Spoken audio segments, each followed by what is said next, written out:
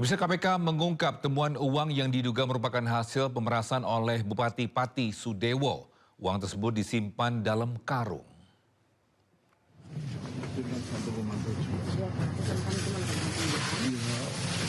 Ini kalau di depan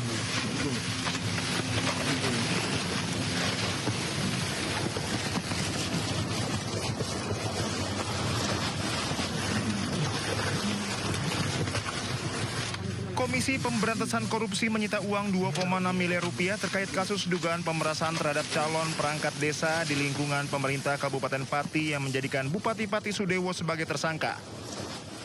Video ini menunjukkan dua perempuan menyerahkan 3 buah karung berwarna hijau, kuning, dan putih yang berisi uang ke mobil tim KPK. Dalam mobil tersebut duduk salah satu tersangka, Sumarjiono Kades Arumanis, selaku pengepul uang dalam kasus ini. Tim KPK menanyakan kepada Sumarjiono lokasi yang telah disepakati dengan pihak yang akan memberikan uang.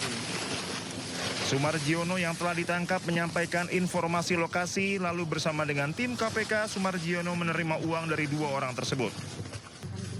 PLT Deputi Penindakan dan Eksekusi KPK Asep Guntur Rahayu memastikan barang-barang tersebut adalah bagian dari alat bukti dalam perkara yang menjerat Sudewo.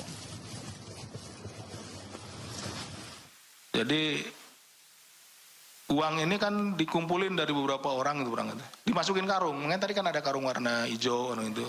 Masukin karung, dibawa gitu karungnya gitu. Kayak bawa apa ya? Beras gitu Pak, ular ya. Bawa karungnya gitu. Itu ada videonya. Mas Jubir yang punya, nanti minta Mas Jubir.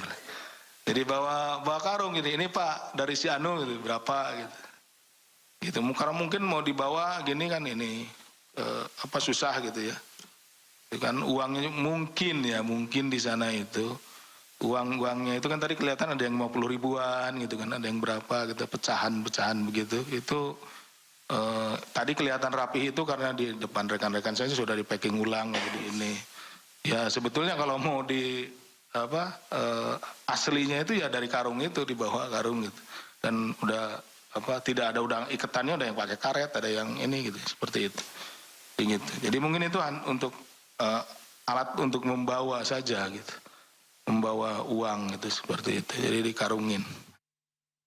Sebelumnya KPK menyita uang 2,6 miliar rupiah terkait kasus dugaan pemerasan terhadap calon perangkat desa di lingkungan pemerintah Kabupaten Pati.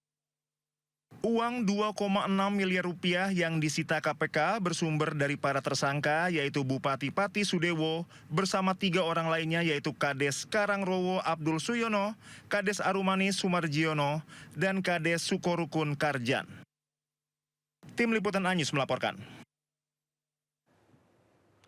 Pemirsa, 3 tersangka klaster pertama kasus ijazah Jokowi datangi Polda Metro Jaya untuk jalani pemeriksaan perdana. Kuasa hukum para tersangka pun menyindir Egy Sujana dan Damai Lubis yang kini sudah bebas dari status tersangka karena mengajukan restoratif justice.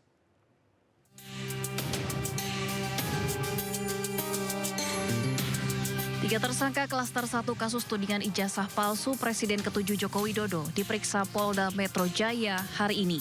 Mereka adalah Rustam Effendi, Kurniatri Royani, dan Rizal Fadilah. Kuasa hukum Ahmad Hosinuddin menilai pemeriksaan klaster pertama penyidik tak gunakan KUHP dan KUHAP baru. Ia pun melontarkan sindiran kepada Egy Sujana dan Damai Harilubis yang menempuh jalan damai dengan kubu Jokowi. Saya tegaskan demikian. Pertama, bahwa hari ini pemanggilan terhadap klien kami tidak lepas dari pertemuan Saudara Joko Widodo dengan Saudara Egy Sujana dan Damai Harilubis. Saat itu Saudara Egy Sujana meminta kepada Joko Widodo untuk perintahkan Kapolri, perintahkan Kapolda, perintahkan Direktur Tindak Pidana Umum Polda untuk mencabut cekal dan meng-SP3, menghentikan kasus dari Egy Sujana. Dan itu benar-benar dijalankan. Hosinuddin juga menambahkan restoratif justice yang ditempuh Egy Sujana dan Damai Harilubis bukan berarti menyatakan ijazah Jokowi asli, namun justru upaya memecah belah kesepahaman para tersangka. Kini usai status tersangka Egy Sujana dan Damai Lubis dicabut, tersangka tudingan ijazah palsu Jokowi menyisakan 3 orang di klaster 1 dan 3 orang lainnya masuk dalam klaster 2, Roy Suryo, Rismon, dan Dr. Tifa. Dari Jakarta, Dilami Aulia, Yudi Richard, iNews melaporkan. Pemirsa, Wakil Presiden Republik Indonesia Gibran Rakabuming Raka meninjau pelayanan kesehatan di RSUD Dr. Soekarjo, Kota Tasikmalaya, Jawa Barat. Ya, dalam kunjungan tersebut, Gibran memastikan penguatan fasilitas dan kualitas layanan kesehatan bagi masyarakat terus berjalan secara optimal. Wapres juga memantau langsung alur pelayanan pasien, mulai dari pendaftaran rawat jalan, pelayanan poliklinik, hingga farmasi. Ia juga melihat sejumlah fasilitas termasuk gedung poliklinik yang masih dalam tahap penyelesaian, serta bangunan rawat inap dari sisi luar. Tak hanya itu, Gibran pun berdialog dengan tenaga kesehatan dan menyapa warga yang tengah menjalani pemeriksaan maupun pengobatan.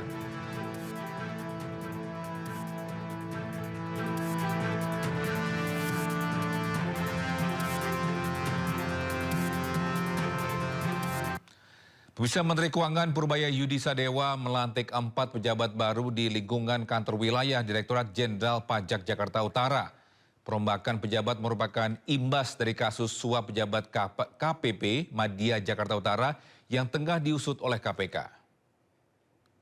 4 pejabat yang dilantik antara lain Untung Supardi sebagai Kepala Kantor Wilayah DJP Jakarta Utara, Gorga Parlaungan sebagai Kepala KKP Madya Jakarta Utara, Andika Arisandi sebagai Pejabat Fungsional Penilai Pajak Ahli Muda KPP Madya Jakarta Utara, dan Hadi Supriyatno sebagai Kepala Seksi Pengawasan 3 KPP Madya Jakarta Utara.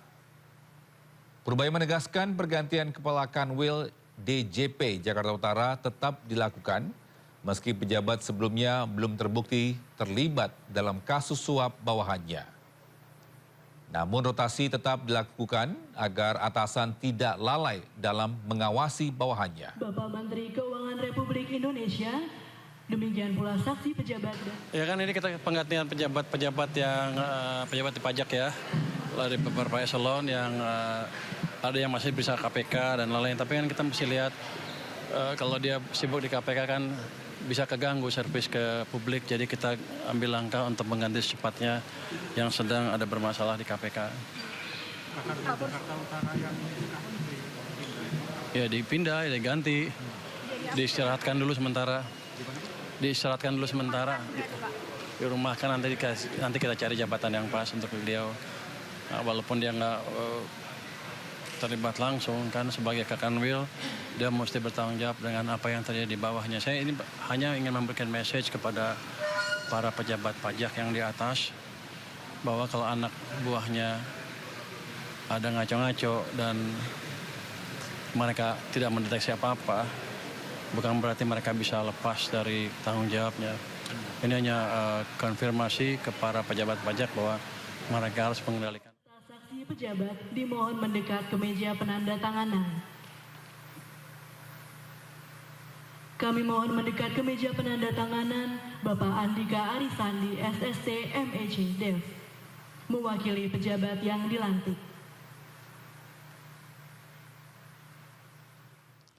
Pemirsa, Komisi 11 DPR RI menggelar sesi uji kelayakan dan kepatutan 3 calon deputi gubernur BI. Mereka adalah Thomas Jiwandono, Solikin M. Juhro, dan Diki Karti Koyono. Sesi dibagi menjadi 2, yakni hari ini dan Senin mendatang. Supaya nanti semuanya bisa terukur dengan baik. Saya beri kesempatan kepada Pak Solikin untuk memulai. Terima kasih Bapak Ketua. Bismillahirrahmanirrahim. Yang terhormat Ketua Komisi 11 DPR Republik Indonesia Bapak Dr. Haji Muhammad Misbahun, Wakil Ketua Komisi 11 DPR RI, di sini ada Bapak Muhammad Haikal dan juga nanti tentunya yang Bapak Wakil yang lainnya, Bapak Dolfi, Bapak Fauzi Amru maupun Bapak Hanif Dahiri, juga Bapak dan Ibu anggota Komisi 11 DPR Republik Indonesia, serta hadirin yang saya hormati. Assalamualaikum warahmatullahi wabarakatuh. Salam sejahtera bagi kita semuanya. Shalom, Om Swastiastu, Namo Buddhaya, Salam Kebajikan, Rahayu. Mohon izin Pak, ini supaya agak cair, saya bacakan pantun pembuka. Jalan-jalan ke Senayan, sarapan bihun. Cakep, mohon cakepnya. Nggak disangka ketemu Isyana Saraswati. Yang terhormat Ketua Dewan Bapak Muhammad Misbahun, izinkan saya serukan gagasan visi misi membangun ekonomi negeri. Terima kasih.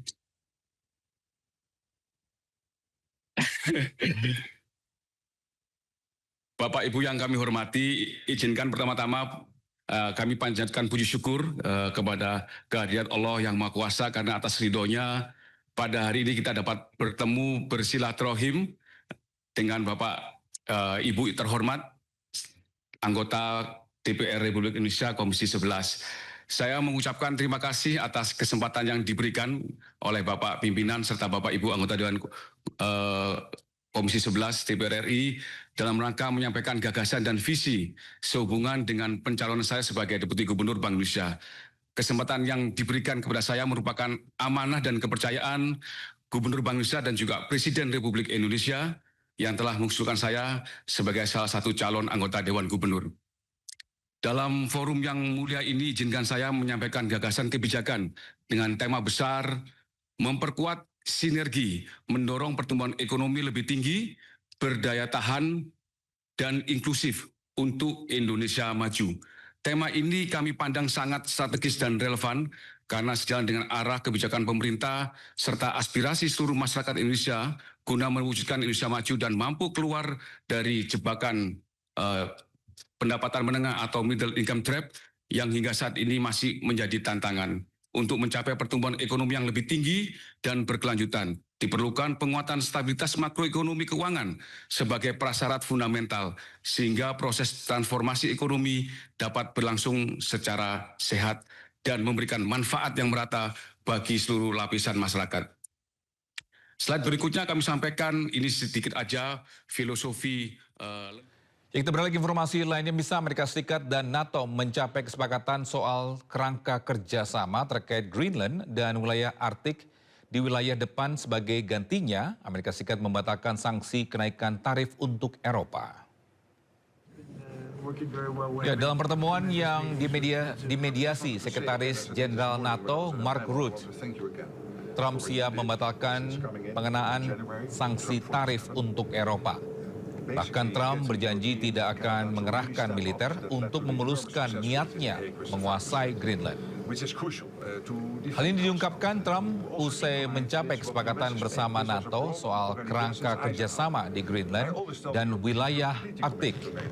Dan kesepakatan ini dinilai Trump dan Rutte akan menguntungkan kedua belah pihak. Kesepakatan ini dicapai di tengah penolakan Denmark untuk bernegosiasi dengan Amerika Serikat terkait Greenland.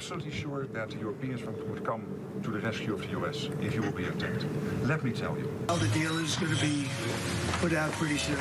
We'll see. It's right now a little bit in progress, but pretty far along.